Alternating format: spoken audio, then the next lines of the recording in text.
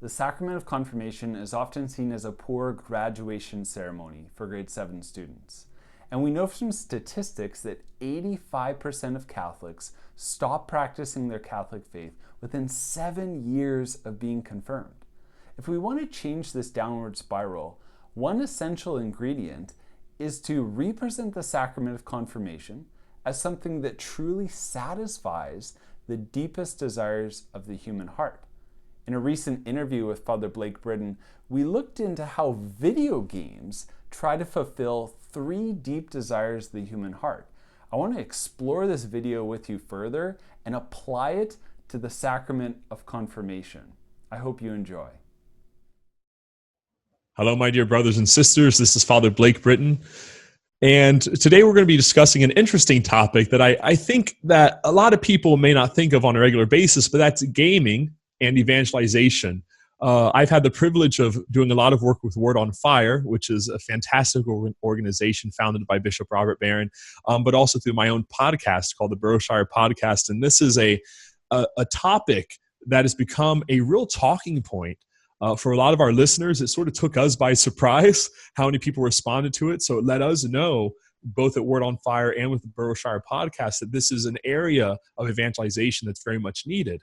And so there are over 1 billion gamers in the world.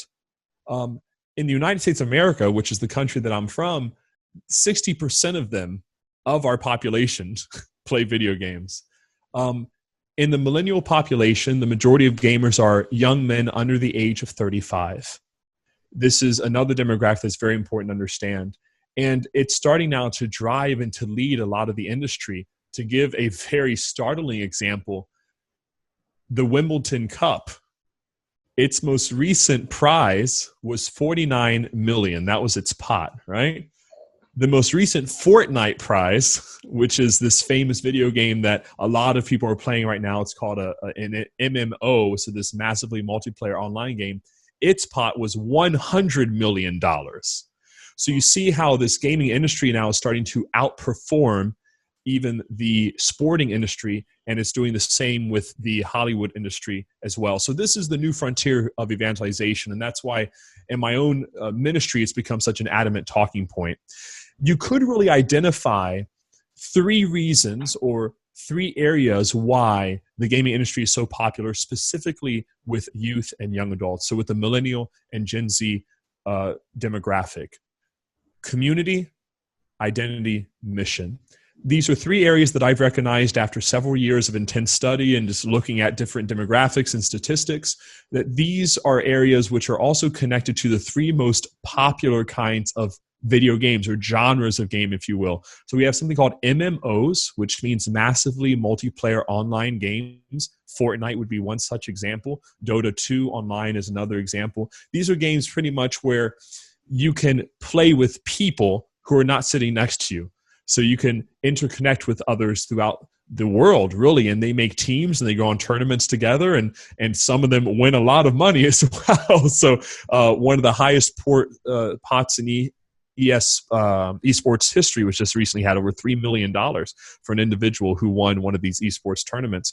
So community is strictly tied with the MMO format. Why? There's a deep desire in all of us as human persons to connect with one another. This is innate to us as God's likeness and image. We are communiatum persanorum, right? We're a communion of persons. We're an ens religiosum, a religious being. From the very depths of us, we have to connect with others.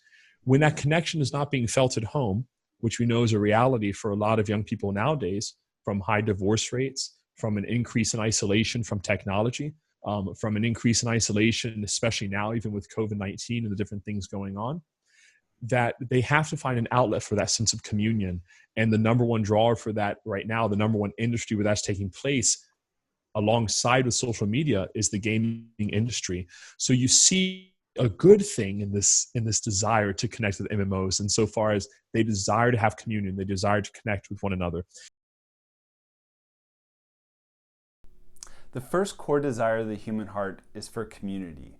We all have a deep desire to live in relationship with others, and not just any type of relationship, but real, authentic, and meaningful relationships. When we don't have this achieved and fulfilled with our family and friends in person, we seek this out in virtual ways. Whether this is through the MMOs, through video games, or through social media, we are always seeking community. Now, in the Sacrament of Confirmation, we are saying as a Catholic Church that you deserve to be part of a real and authentic community. That's one of the reasons you have a sponsor for the Sacrament of Confirmation. This is a bridge to the larger community, to welcome you into a big family. This is why you have a confirmation saint, to show that you belong to a community up in heaven that is rooting you on as you get ready for the Sacrament of Confirmation. One of the best ways that you can live out this desire for community is to join a youth group, to be involved, to find how you can use your God-given talents and abilities to help other people in this journey and to build real meaningful friendships that will inspire you to become a saint one day.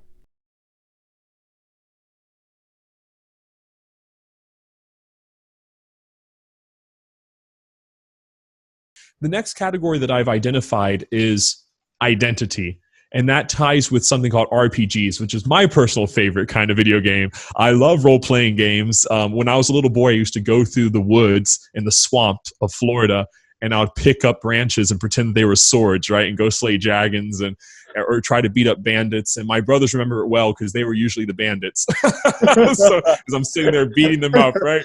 And there's this desire for adventure.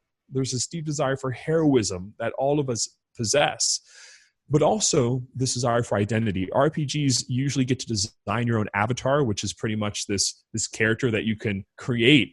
And nowadays, especially with the upcoming PS5 about to come out, the new Xbox is about to come out, which I'm very excited about. On these systems, your ability to design your avatar is pretty phenomenal. I mean, down to eye color, you can even change the iris, right? You can go to eyebrows, nose positions. You just get to recreate in this virtual world another self. And what's also very telling about the video game industry is that there's no gender fluidity there. There's no identity crisis there, but there is in society. See, right now what's happened is relativism and this lack of objective truth have left youth flailing for some sense of who they are.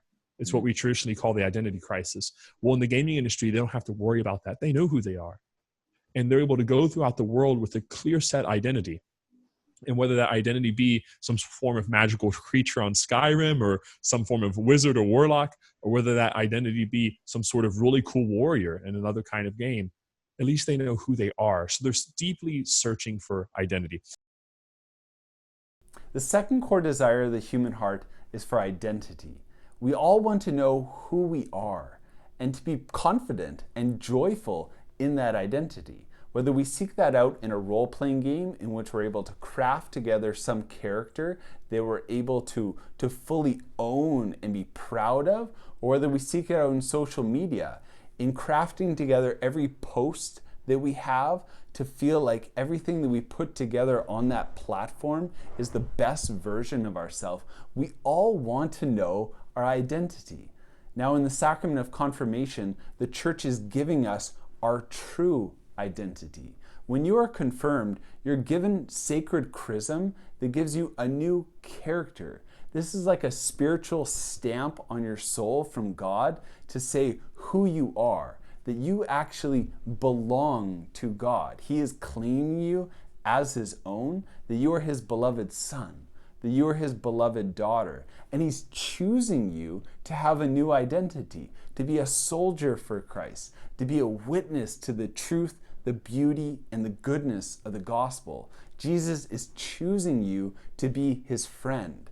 And in that stable identity of friendship with Christ, to be a soldier for the church, as a beloved son and daughter of God, you will find the perfect joy that your heart so deeply desires in knowing your identity.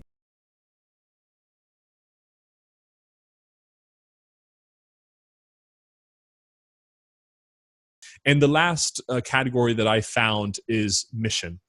And mission usually ties to something called FPS. That means first person shooters. So a very popular example would be Call of Duty. This is an extremely famous game currently, especially with young men. These are games that really specialize in giving us a task and rewarding us for its accomplishment. So it ties into this basic human desire to seek grandeur, to seek greatness, which all of us possess, this desire for greatness. This is especially true, again, for young men, and that's why the majority of young men play these kind of games. Young men nowadays are looking for some way to be courageous and to manifest their heroism and to save those who are downtrodden. And they're not challenged with those kind of situations in the real world, so they seek them in the virtual world. And I think that helping them to really see that there is a real world that needs your heroism, there is a real world that needs your masculine desire for holiness and for the protection of the innocent, that will help bring them also out into reality. The third core desire of the human heart is for mission. We all desire to see greatness, to see grandeur, to have something exciting and fulfilling for our lives. God has put this desire in our human heart to do something great in life. Now, in a virtual world, we could try to achieve this through first-person shooters in which we can defeat the enemy and conquer the world, or through online. It might be trying to achieve the most amount of YouTube views or have the biggest following. There's many ways that we can try to seek this in a virtual setting, but in the Sacrament of Confirmation, God is calling you on mission. He's asking you to be a soldier, to win the world back for Christ. When you are confirmed and you are anointed with a sacred chrism, God is giving you a mission. The world desperately needs you, needs your joy, needs your courage to share the good news of Jesus Christ. There is no more exciting mission in the whole world than being a Catholic and becoming a saint.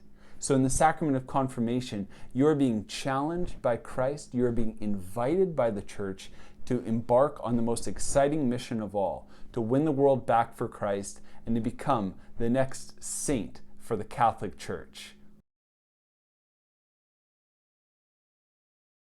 I hope this presentation of the Sacrament of Confirmation as fulfilling the three core desires of the human heart, community, identity, mission, inspires you to look at this sacrament in a new way. No longer some poor graduation ceremony in which you can simply leave the church to do something better and try to fulfill the desires of your human heart in another fashion, but as a way to fulfill the deepest desires of your human heart, to realize that you're part of a great community, that you have a true identity in God's eyes, who is calling you forth on the most exciting mission of all, to win the world back for Christ and to become a great saint. I hope this inspires you. God bless.